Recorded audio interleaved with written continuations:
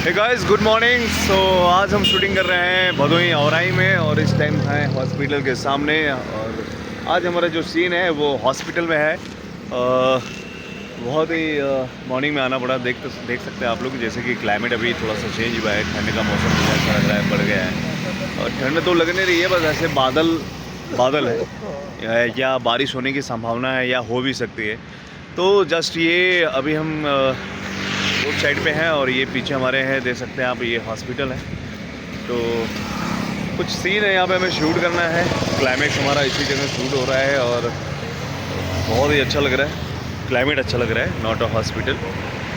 तो बस मुझे लगा ऐसा थोड़ा सा एक वीडियो बनाना चाहिए अपना। तो हमारे पीछे आप देख सकते हैं रोड है, अपने यूनिट के लोग अभी अंदर हैं, सब तैयारी चल रही है अभी धीरे धीरे। तो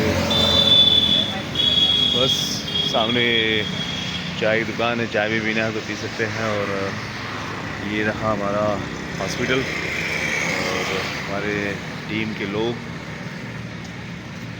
तो सुबह सुबह शूट और क्लाइमेट चेंज, बारिश का मौसम, बारिश ना हो तो ही ठीक है क्योंकि हमें शूटिंग बहुत जल्द ख़त्म करनी है। और अच्छा है, क्लाइमेट ठंडा हो गया है थोड़ा सा, बहुत ज़्यादा अच्छा लग रहा है। तो गाइस फिर मिलते हैं नेक्स्ट ब्लॉग में। Bye bye, take care.